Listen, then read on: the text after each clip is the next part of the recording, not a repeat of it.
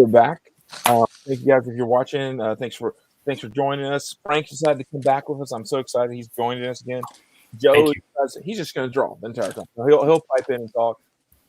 We're just having fun. We like talking about comics. If people are watching, great. If you guys like what we see, awesome. We're going to cover in some new books that are coming out next week. You get to hear about them on Thursday before the Wednesday, so you get a head start telling your LCS, hey, you want some of these. Some of them look like they have some great potential. We're excited about some of them coming out. And then we're also going to take some time. We're going to talk about Daredevil. But as always, guys, this is CBSI. And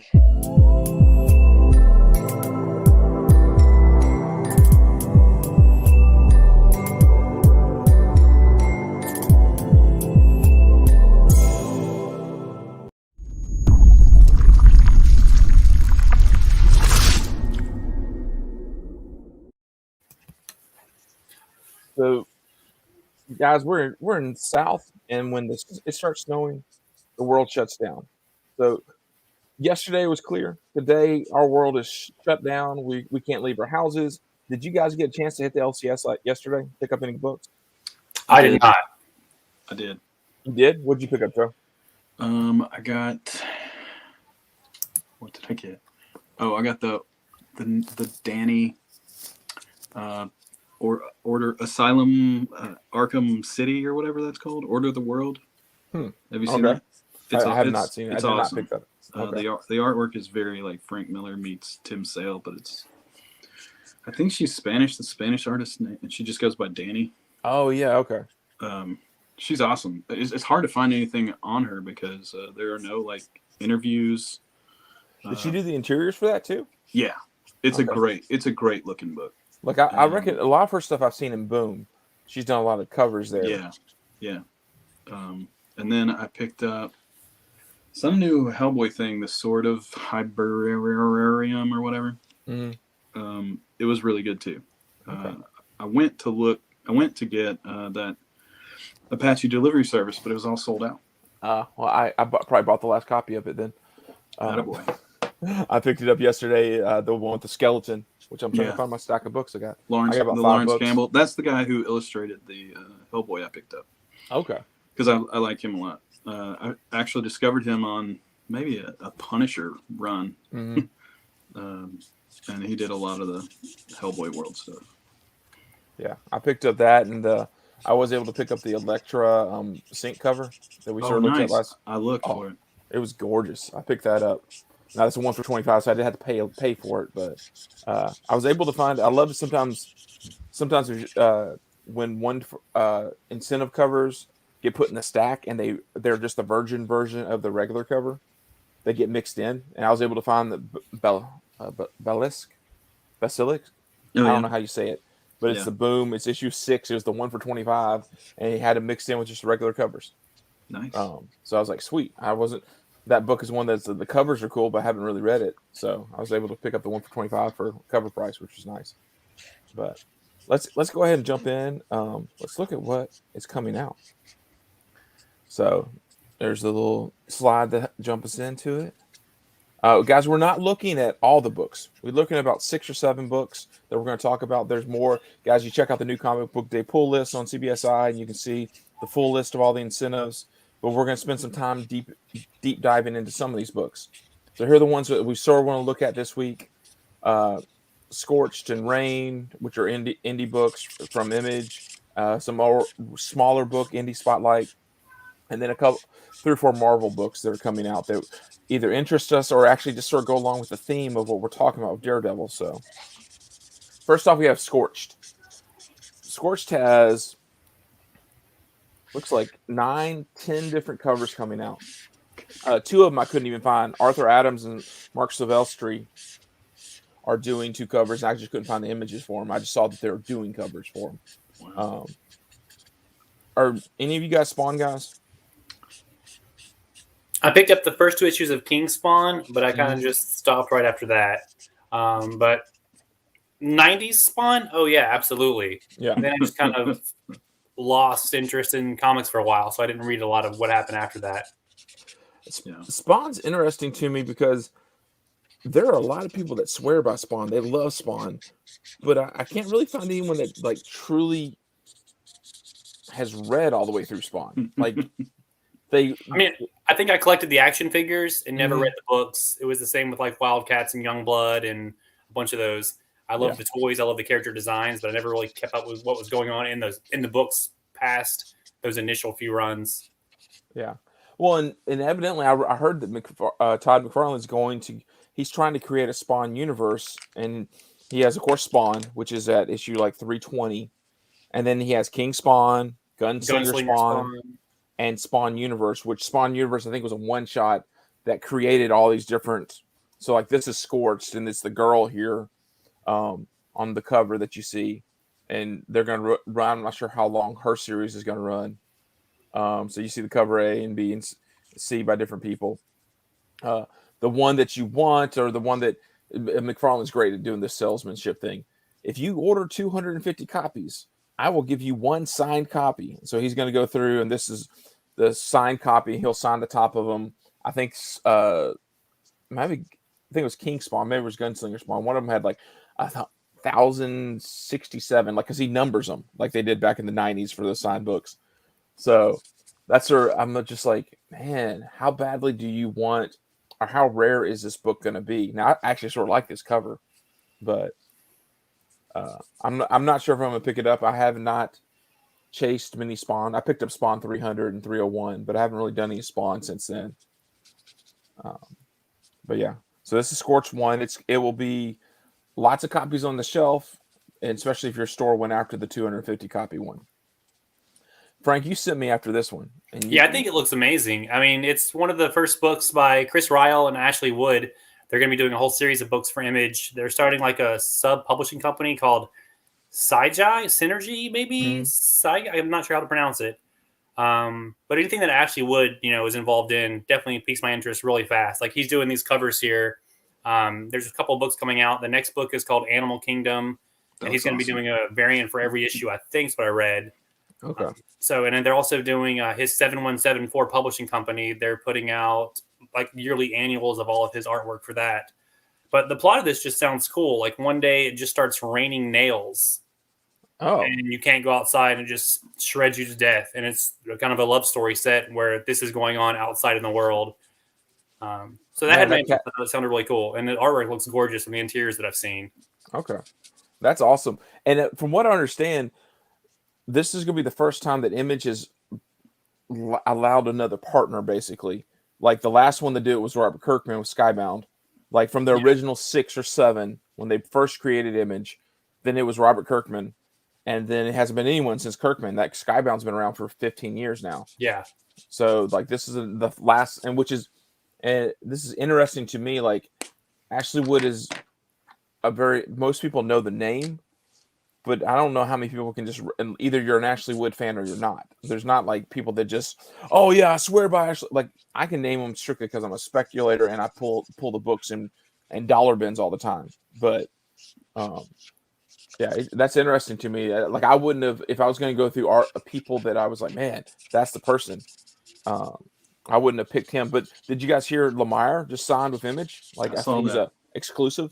I don't know what that means. I don't know if he gets to do with it's like the Ashley Wood deal here. Well, he and Sorrentino are doing that like huge epic, like I don't know how many books, like 6 different books. Mm-hmm. That's like a horror. Oh yeah, basically their own horror imprint. Mm-hmm. I got his Substack letter today from Lemire, and he said he's still gonna finish like the next 3 or 4 Black Hammer books that were scheduled. That he made it possible that he could do that. So okay. Well, what about like isn't May's book another Dark Horse thing he was doing? It's over. Oh, it's over. Okay. Yeah, the last one just was last week maybe.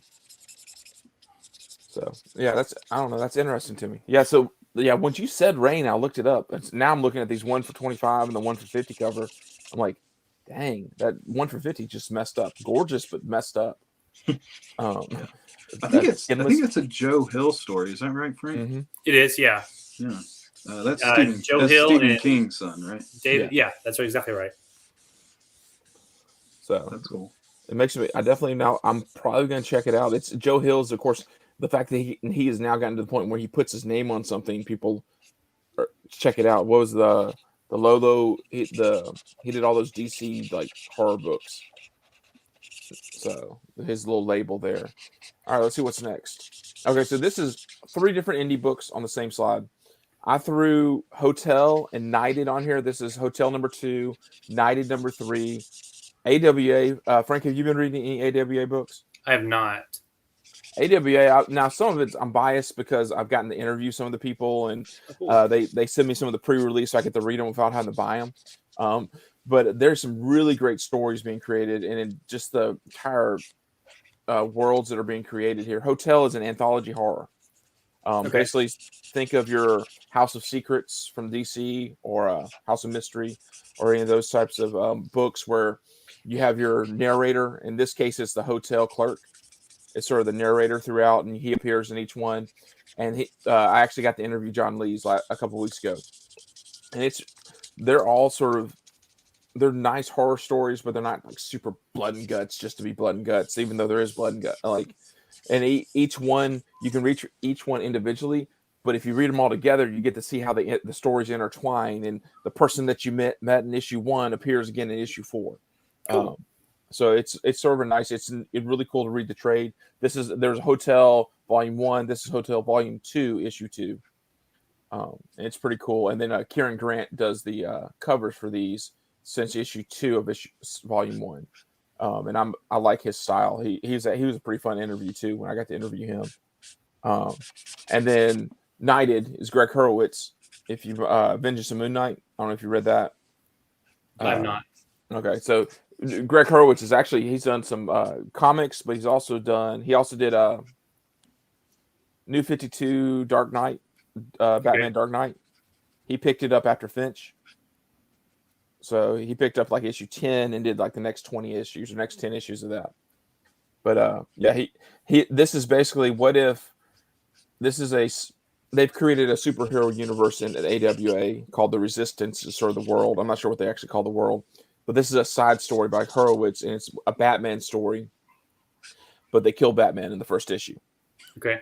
So now this is issue 3, and then some just Joe Schmo becomes the Batman. Hey. So this is issue 3. I think it goes for 5 issues. And then We Ride Titans is Vault Comics. It's a Caillou story. Basically, it's a family story, and the family also is the Caillou fighters or whatever. So it's Vault. Vault's one of those. I never hear anyone talk about a Vault comic after issue 1 or issue 2. So I'm curious to see. And that some of that's just a matter of being able to find them and pick them up. Yeah. So now we're getting into some Marvel spec. Bloodstone. Have you guys ever read anything featuring Elsa Bloodstone?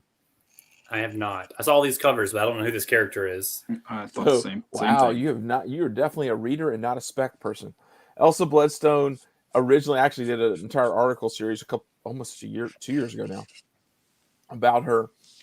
When they first created her, it was in the heyday of Image is Danger Girl and Tomb Raider, and all those books were coming out. So Marvel needed their own version of it. So they created this blonde, buxom young girl who is daughter to a wealthy person, Bloodstone, who was actually from the 70s in Marvel Comics or whatever. And she fights monsters, and she goes on treasure hunts, and every one of the covers from the first series is her being very buxom, and then it looks like Raiders of the Lost Ark. It looks like a different Bond movie and different things like that on the covers. They didn't use her again, and then all of a sudden she reappears in Next Wave Agents of Hate. And she has red hair, and she has a mouth on her, and she's sassy, and she has personality. And most people, that's the Elsa you end up. If you like Elsa, this is who you end up like. And she keeps coming throughout Marvel history from here on out as a monster hunter. Every time there's monsters or something, monsters around, she appears. Sort of like how I think it's Spectre in DC always appears, or Deadman appears at a certain John Constantine.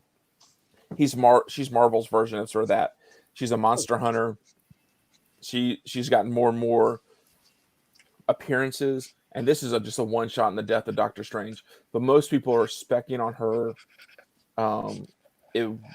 When Moon Knight comes, then Blade. you get Werewolf by Night, then you get Dracula, then you're going to have a girl.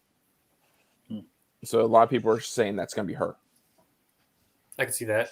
Yep. So, and this particular one, what makes this interesting, if people are watching for spec purposes, that 1 for 10 is a Lyra Bloodstone. So it looks like it's another member of her family that has not been introduced yet. So that's an interesting play if you want to think of. She has a brother that's met in an early issue of Avengers World, I believe, or no, yeah, one of those Avengers books. But this is a new character. I don't know anything about her because I haven't. But yeah, so it's worth playing on. I haven't read any of this Death of Doctor Strange, so I have no clue what's going on. Have you picked those up, or did I didn't know? Okay, so this is sort of fortuitous that we ended up doing the new comic book day, and we did Daredevil, and that's who we're going to focus on. The Daredevil Woman Without Fear #1 comes out next week. I love this cover A. This cover A is gorgeous. Yeah.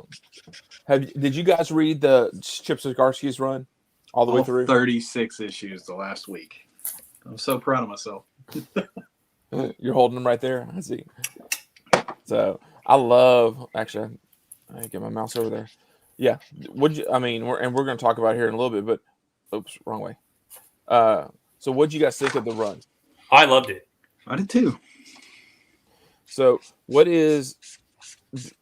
you guys okay with Elektra becoming Daredevil? Heck yeah.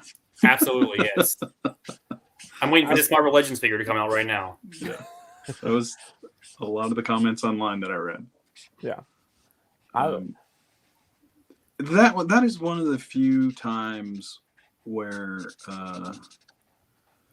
the gender bending of the main character makes a lot of sense within the mythos. Like, it's not forced at all, really. It's almost like kind of a natural progression from all of the years of Elektra and Matt's relationship, where she rubs off on him like all the time, and it's always bad. Mm-hmm. So it makes a lot of sense that she's finally like, oh, well, I'm gonna do this and be Matt. And I really enjoyed it. I didn't think I would. I was very skeptical. Yeah. What do you think, Frank? I loved it. I mean, it was the book that I went to the comic shop to pick up. When I knew that issue was coming out, that's when I'm like, today's the day I pick up my books because I want to see what's happening next. Yeah. I'm a huge Elektra fan anyway, so that was just icing on the cake. And then that costume, I think, is just incredible. And I agree with Joe. I think that those two characters have always such a good history together that it just seemed like a logical pairing to continue that story. And I think it'd be awesome to see that, years down the line in the live action series, post-credit scene for a Daredevil movie, Elektra's wearing the suit. So yeah, I'm in.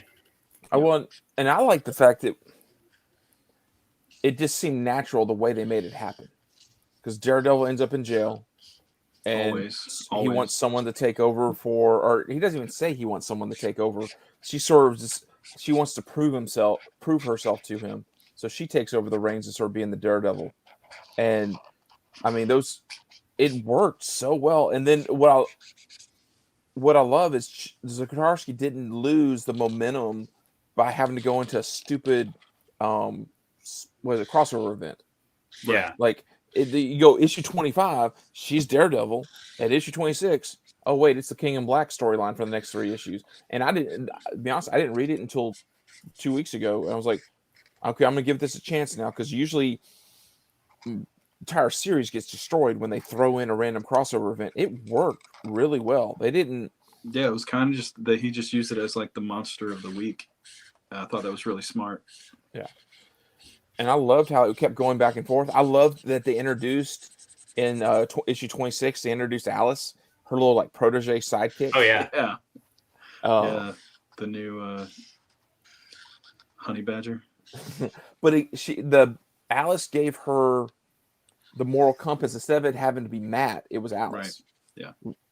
And it was very well done. Like, and just like her little realizations, like, oh wait, you're not ready. I can't throw you within 5 issues, throw you into a fight. So I thought that was really good. have you guys and then he's writing Devil's Reign, Yeah. Zakarsky is, and I read the first 2 issues of it too.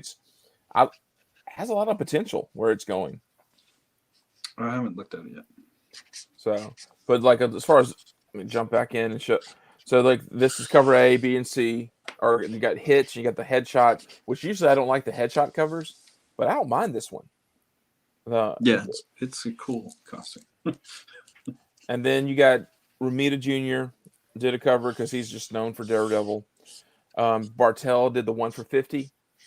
And then Momoko did the Stormbreakers, which sometimes are incentives, sometimes they're not. What do you guys think of these covers? I mean, I like them. I definitely. Are you going to chase any of them, or are you going to just get the cover A? I'll just take cover A. Me too. I think it's so pretty. Yeah, I mean, cover A is gorgeous. Yeah. The Bartel I sort of like, but it's also her covers incentive-wise tend to spike. So it's unless you can get in early, they end up being $50, $60 books, and you're like, yeah, that's too much.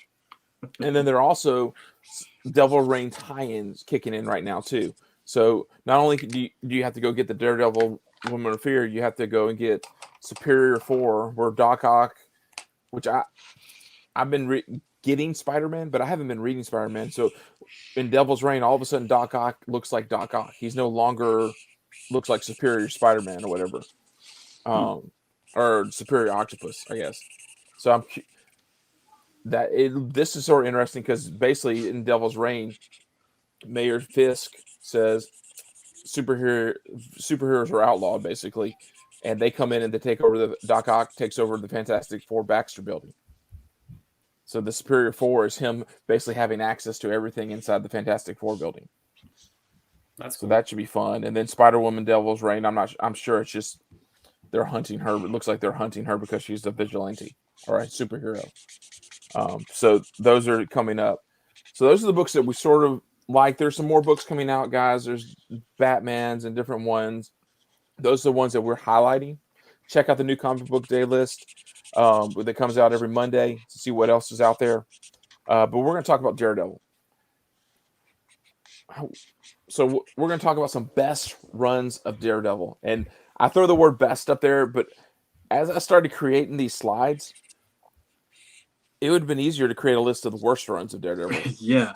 Because there are so many good runs. And then defining what makes a run or a story and like even when you like Google like, okay, best Daredevil stories, you get something like, I don't know if I agree with that one, or man, they're leaving that one out. And so I started it chronologically. We're going to sort of look at some of them. Some of them are amazing because of who it is. It has nothing to do with what happens in the story, but it's some amazing artists. Because like, who created Daredevil? Stan Lee and Jack Kirby. So the first 5 issues are Kirby, and then he pops in for issue 12. He draws Kazar, and then he does that gorgeous cover for issue 43. You guys remember what the 43 issue is? I do not. It's Captain America and Daredevil punching each other. Oh, right. It's straight Kirby. Like the second you go, oh, it's Captain. Yeah, it's just like the classic. Was it Captain America 110, where Hulk and Captain America are punching each other? Kirby likes to draw Captain America punching people, evidently. And then you get Wally Wood from his EC horror and sci-fi books, and he does the next 5 issues. So he's the one who transforms Daredevil from yellow suit to red suit. It's Wally Wood. And we're going to cover the next guy, Romita Sr. picks up, and we're actually looking at an image from him. And then Gary Colan does like the next 100 issues or 80 issues.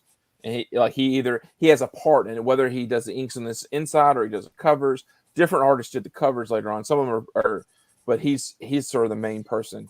And then you have to mention Romita Sr. for me because I'm a Spider-Man guy. But the first time that Romita Sr. does Spider-Man is actually in Daredevil 16 and 17. And that's always a fun fact. That's a crossover. I think it's issue Spider-Man, I think, is issue 17, and then Daredevil's issue 16. So it's sort of a fun fact for those of you that are Daredevil fans. Sort of like Frank Miller's first time doing Daredevil was actually in Spectacular Spider-Man. So that's issue 26 and 27 of Spectacular Spider-Man. So if you're a collector of first time when you artist them, they do their very first of that certain character they're known for. It's always sort of fun facts like that I geek out over some of that stuff. Yes, you do. But this is Daredevil for me. Yeah. I mean, how does Frank Miller Daredevil, like, what did he do for Daredevil? Anybody? Frank, go for it. Oh, I mean, that's my favorite run of Daredevil, personally. Yeah. What did he change about Daredevil? I don't know specifically what you're wanting me to say. Well, think about, he did the same thing for Batman. What did he do? He took Daredevil, for me, he was a comedy routine almost before this. Like, he wasn't dark. The tragedies weren't quite the same. And then he comes in, Frank Miller, and just the way he draws them, the way he creates them. Or maybe I'm wrong. Maybe No, Daredevil is this dark and scary image that I have of Daredevil now. I love Daredevil now. Yeah. I think you're exactly right. I think what Frank Miller saw was what Neil Adams was doing with Batman, which was grounding it more than it had ever been and getting away from the camp. And so when they offered him Daredevil, which was like a C character at the time, they kind of just let him do whatever he wanted. Because I just watched this documentary on Frank Miller because I've been really into Sin City lately. He was like, well, I'm going to do it, because Neil Adams was like God to him. So he just was going to do the same thing. And, he ends up being basically the noir guy for comics for the last, 40 years, just taking every character and then making it darker. And Sin City is the classic noir of the 50s and 40s and 50s and 60s, put into a more modern era. And then he takes Daredevil and destroys his life in as many ways as possible, because that's how you get people invested, I guess. I know this is in this run. He gives us Elektra. He takes Bullseye from being sort of this goofy character. Oh yeah, Elektra. He gives us Elektra. He takes Bullseye and makes him into this even darker, evil, bad guy that Daredevil always has to face for the rest of his. And I mean, I don't know. It's just everything about what Frank Miller did from issue 158, 158 or 159. I don't know. And then 168 he creates Elektra. That's the issue that cost everyone to cost Supreme. But every one of these books, to get them in a near mint condition, your cost just $10 to $20, sometimes even more than that. The Elektra book, of course, is $150, $200. But just gorgeous covers. I love the covers all the way up through 191. Yeah, 159 through 191. 159 is a nothing book, but it's just the first time Frank Miller did Daredevil, and has made it a $30, $40 book just on that sheer fact that it is the first time Frank Miller, because he's so associated with Daredevil. Just like Batman Year One, issue 401 is when he first touched Batman, is worth something strictly because of that. So yeah, that run on Daredevil is great. But then he leaves Daredevil, and then he comes back, and he gives us another essential run that people talk about. And when people talk about best Daredevil stories, this is one of the ones they talk about. The Born Again. It's issues 227 through 231. It's good. Frank, have you read this one? Yeah, absolutely. I mean, this is what the Netflix series pulled a huge part of season 2 and season 3 from. So, yeah, I mean, the second that this image was the last image of, is it season 1 or season 2? I think it's end of season 2. And when this image popped, this book, from a speculator standpoint, shot through the roof. Everyone went and bought it because it's the first appearance of Sister Mary, or whatever the nun is. I can't remember her name. But this book and this entire little run, this is one that you could sell as a set and people really like, but people just love reading it. It's such a good story. What happens in this little run, Frank? I don't remember. I have the graphic novel of this, but it's been so long since I read it. It's just one of the ones that I remember actually getting because of the art. Like a lot of Daredevil stuff when I was younger, I really liked just the character designs and the art. I thought the character was so different from what I was currently reading. Mm-hmm. It's like, is this Nuclear? Is this where he comes, or the nuclear guy or whatever, the guy that paints his face with the American flag? Oh yeah, Nuke. I want to say Duke Nukem, but I know that's a video game. That's a different guy. That is around this time. But these covers are great, and then this leads into like the end, the Sabretooth issues, or like the next ones right after this. But like this little Daredevil run all the way up through, when Typhoid Mary comes in like 254. Like this little run is a really great one. So like picking up the first Frank Miller's and then picking up this little run of Frank Miller, and then just continue. I pick them up all the time when I see them. And then Frank, you mentioned this story. Why this story?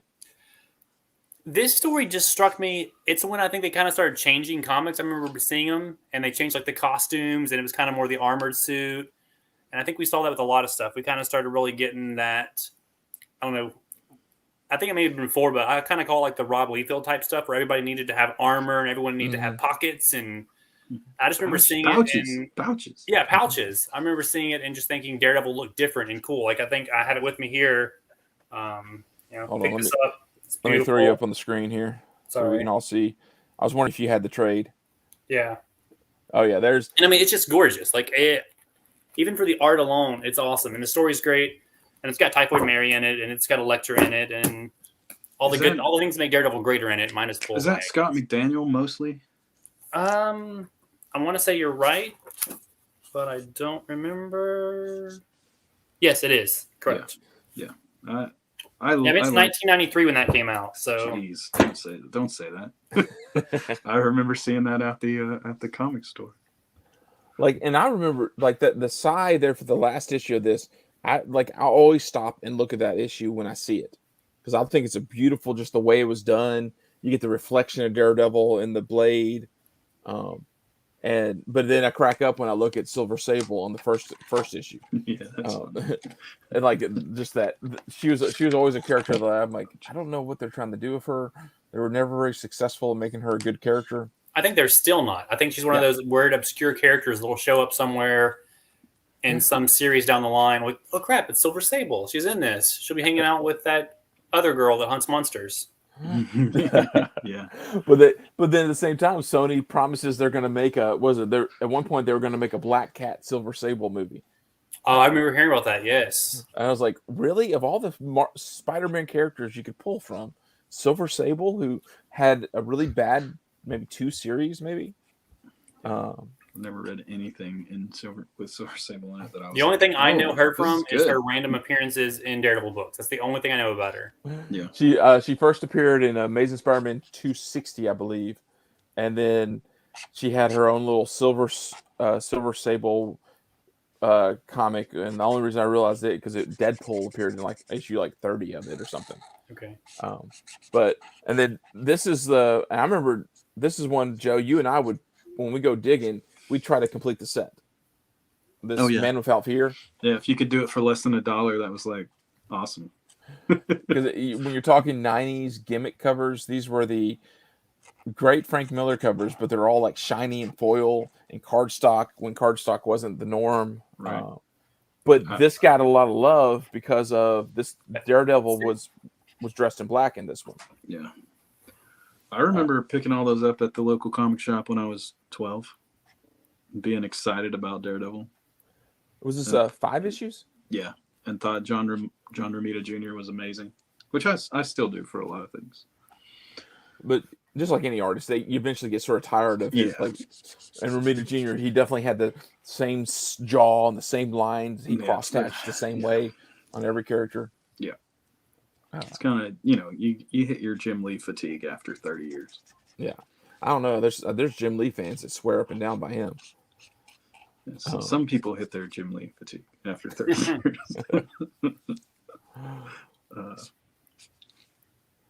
And this is probably, I think we all, when I was talking about Daredevil runs, you guys said this is the run.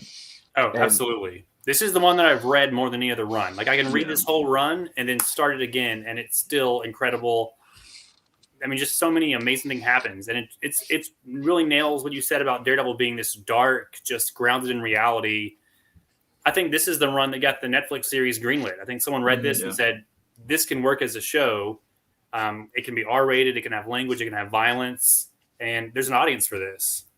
Yeah, and it was a cool thing. And I didn't collect comics in 2000 and 2010 at all. Like, didn't read them, didn't collect them. And coming back and going, whoa, they made Daredevil this dark. Joe got me hooked into Bendis Malieve, which then, of course, I read the Moon Knight series that is Spider-Woman. Like, that pairing was an amazing pairing for me. But like a checkmate. Yeah.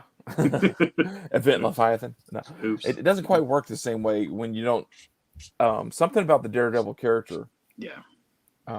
But even before that, you had Joe. Is it Joe or John Quesada? Joe Quesada and David Mack, who's getting lots of love now because of Echo.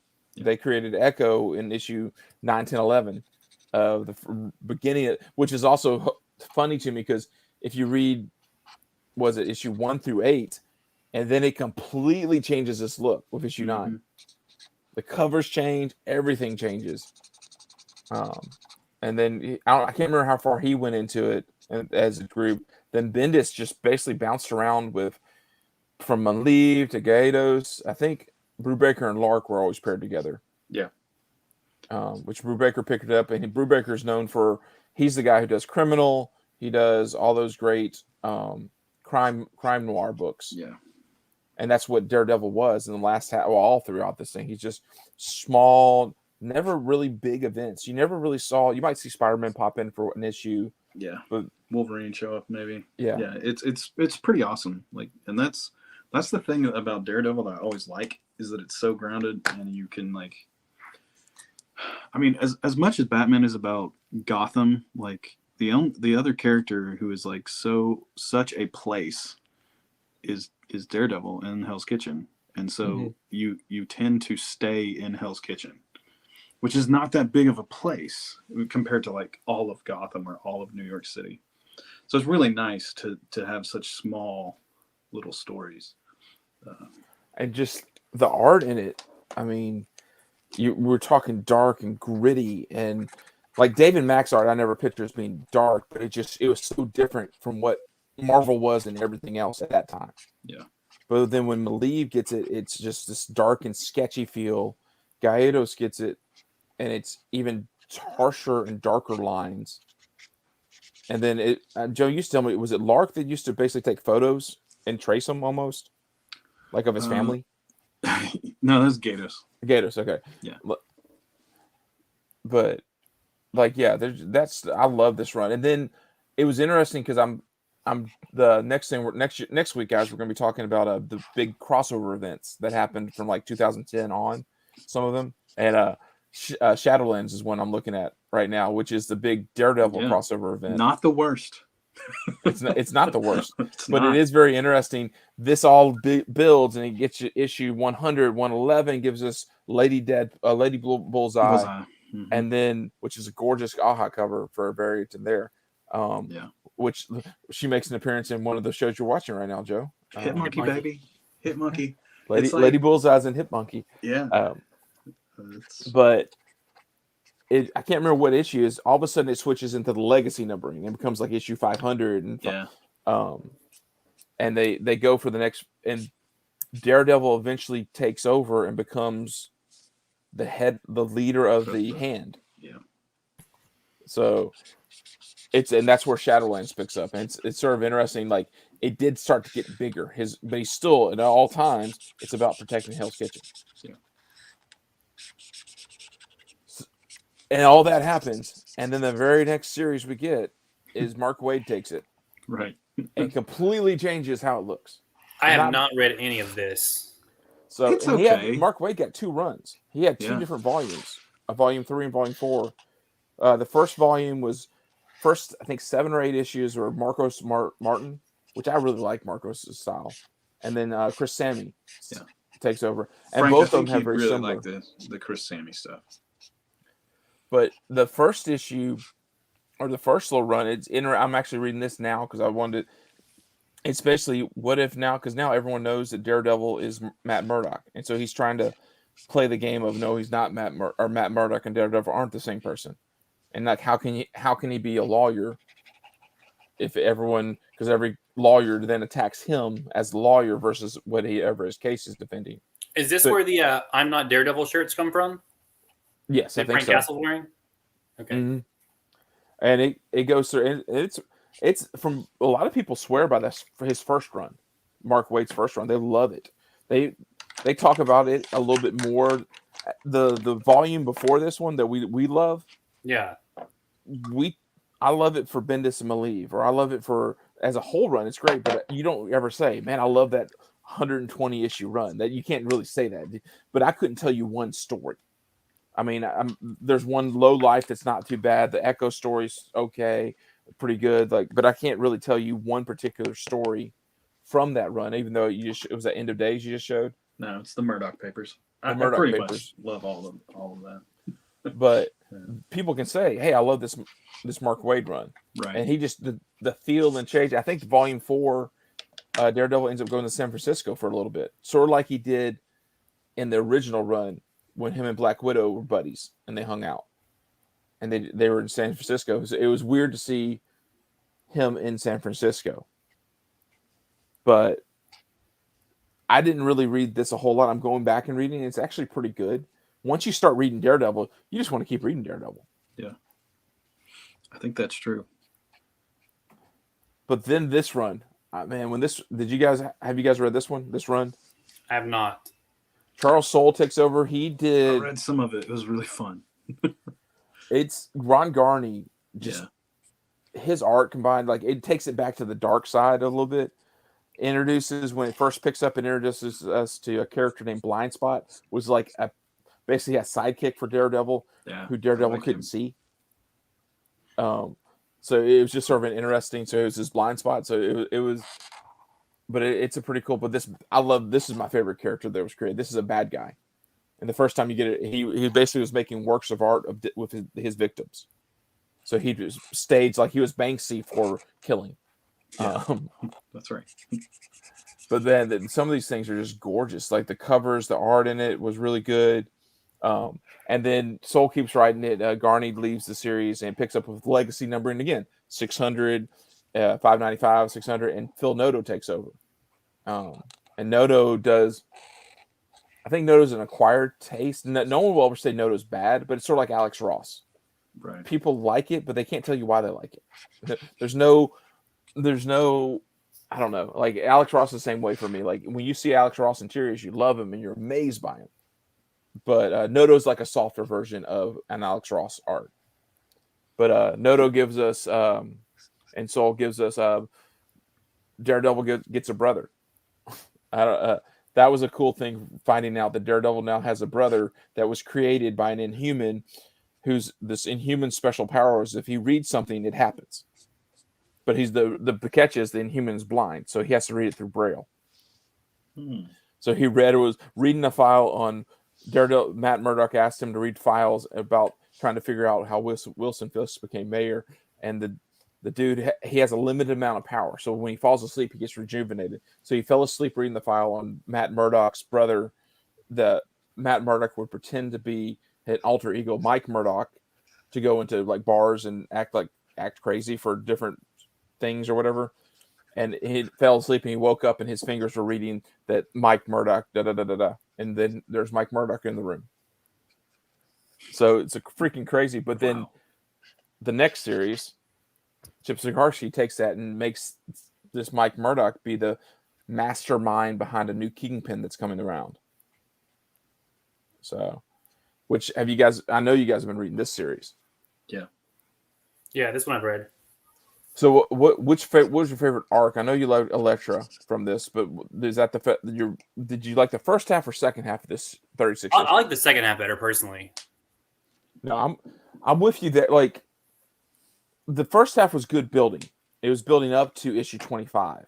But like from 25 on, man, it just got good. I don't know Well, why like 1 through 25 I have in trades, but like from 25 on, I started picking. I think 24 on is when I like this is going in my whole box. I'm reading this. yeah. And like actually the first 6 issues are when you get to meet Cold North in issue 1 and the brawl in the street and then Punisher saves him and then he escapes from the Punisher because he didn't want to be saved by the Punisher and he wears the Punisher t-shirt or whatever. Right. Like all that was sort of fun. I didn't really like it was interesting. The side stories, what was interesting to follow Kingpin giving up being Kingpin so he could be mayor and create Elizabeth Right. taking over the role. It was sort of interesting, but the entire time they were building up this character that you slowly meet, you get to find out the Kingpin has another son. He has a son named the Rose, which was the schemer in Spider-Man 193, 197, something like that. But this son was an illegitimate son through a side girl of his, Ferris. But first time you meet him is he's a henchman for the Owl who shoots.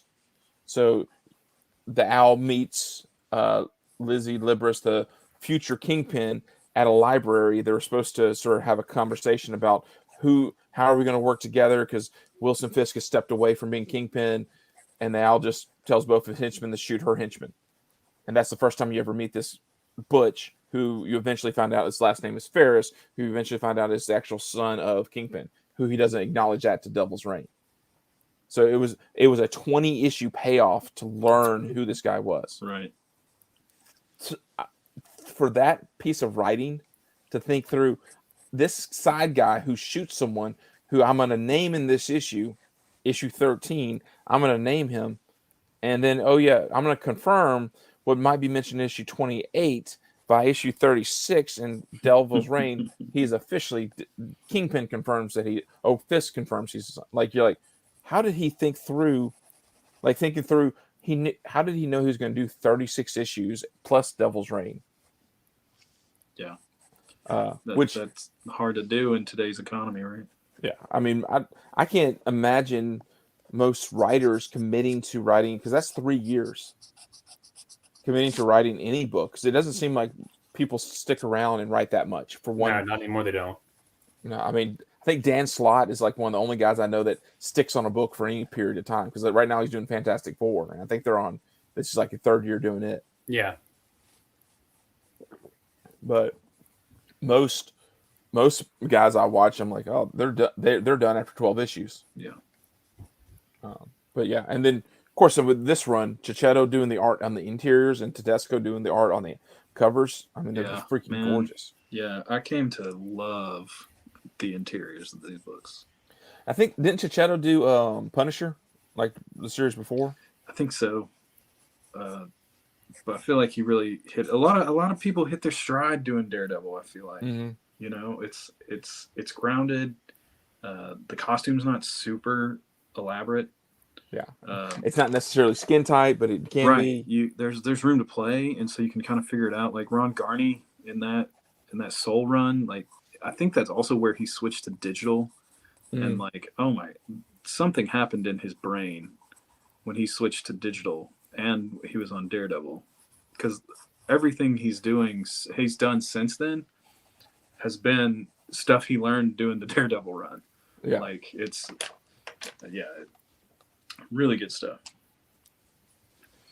But so that takes us through Daredevil. Did we leave any Frank? I know you're an Elektra fan, so for people that are watching, people that are, what did we leave out? If you're gonna go read Elektra, where should they go if they want to read about her?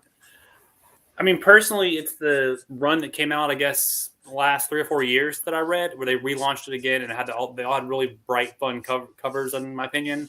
Mm-hmm. That run's great. Oh, the Del Mundo. Oh, yes, yeah. Yeah. Yeah, Oh. it's beautiful. Yeah, that's the run that I think I've kind of really got me back into the character again. And like you showed the first Frank Miller cover. I mean, that's where I think I bought that electric figure that came with that comic book in the back that you talked about last week, the Marvel Legends with the comic books. Mm-hmm. And I think that's what made me want to go read more of that book.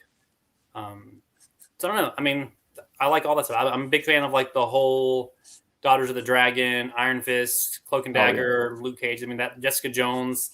I just like that world, that Hell's Kitchen type world, those more grounded in reality type heroes.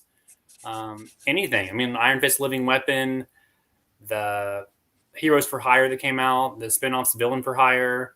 They're all just fun. I think that whole world of characters, they all kind of feel like they're contained and they just kind of cross over whenever they need to in each other's stories.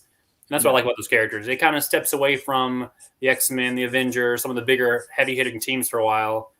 And I like that you kind of get to see a little bit of Frank Castle, a little bit of Blade. We throw a little bit of Ghost Rider in there, Moon Knight in there every once in a while. Yeah. That's what I would read. Yeah, I think it's probably Iron Fist's relationship with Daredevil that got me into Iron Fist. Like Daredevil was kind of a springboard for my like reading. Yeah. And like they kind of always end up, those two kind of end up, like faking, like I'll be Daredevil, you be Iron Fist. They kind of fake the persona of the other when they need it, which is like who else could be the Iron Fist but Daredevil, and who else could be Daredevil but the Iron Fist? It's a really cool kind of bro relationship that they have that I like. Yeah, I think my favorite Daredevil book doesn't have Daredevil in it, and I hate myself because I can't remember the issue number right now. Or it's a Kingpin book where we follow just one of Kingpin's lackeys telling his entire family goodbye. He knows he's going to be killed. He knows he messed up. He knows he's dead. And we just follow this guy's life, like his last kind of 24 hours of his life, knowing what's coming. And it ends with the knock at the door, and it's the Kingpin, and you just bang, credits. And it was just a random Daredevil issue that kind of just takes place. I remember, buying them off the newsstand at my grocery store, and I lived in Memphis. And just, here's a Daredevil book with no Daredevil. And it kind of made me just stop and like, oh, wow, this is heady. This is like really cool. That's one of my oldest comic memories, just reading that book and having no idea what I was getting into because I thought I was buying a fun Daredevil book. Right. I'd seen him hang out with Spider-Man before, and just kind of really appreciating just the impact that book had. And I probably have it somewhere in a long box in storage, but that's the book that always makes me think of Daredevil, and I think it's kind of funny that he's not even in it. Yeah. Huh. That's great. And now you're gonna make me try to track that one down. I think I like. Go ahead. No. I think one of the cool things about Daredevil is the villains as well, and all the side characters. Like they're popping up everywhere. Like Fat Cobra and Lady Bullseye pop up in the Hit Monkey show, which I really enjoyed. I finished. Drew some Hit Monkey for like 3 days. Shoot, man, yeah. If you haven't, check out Bear Sea Digital and Joseph Christie Instagram. Joseph Christie's Instagram is listed in the and So Toys is listed in the description. But check out his Hit Monkey they did this past week. Oh my God, is it good? Thanks, bro.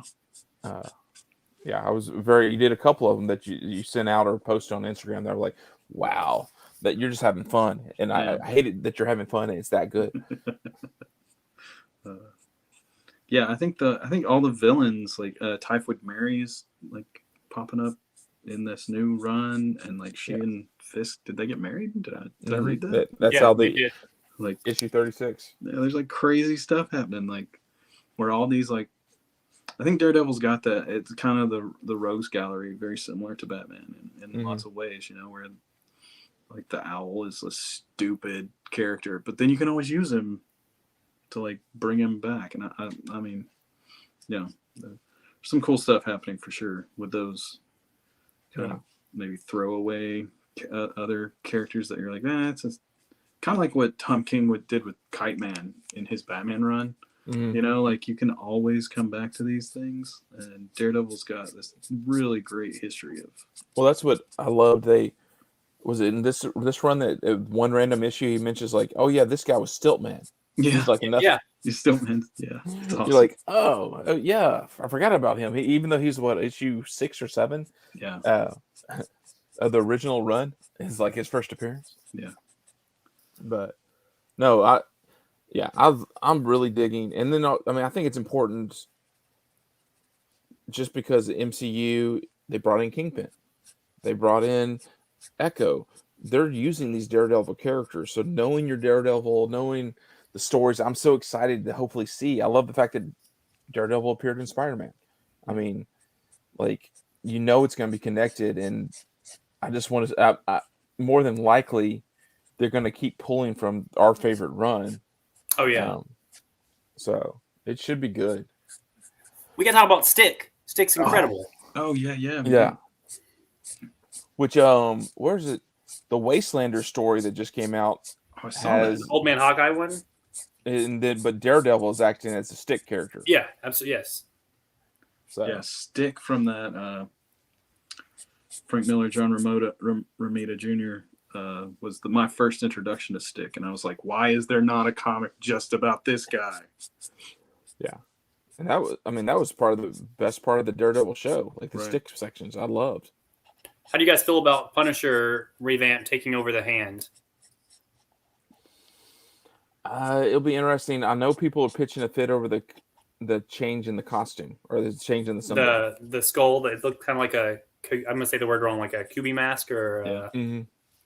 Yeah. People are all upset. Of course, everyone gets upset over everything, so it's not. Yeah.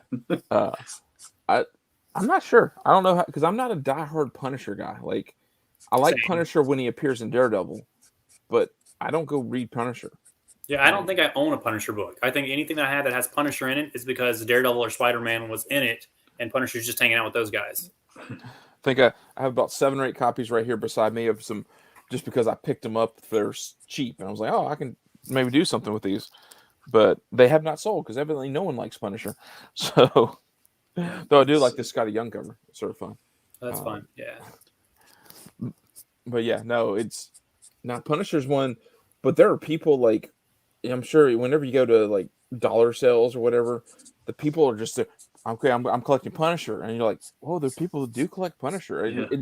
It throws me out. Like, you always find Spider-Man guys, you always find Batman guys, Daredevil guys.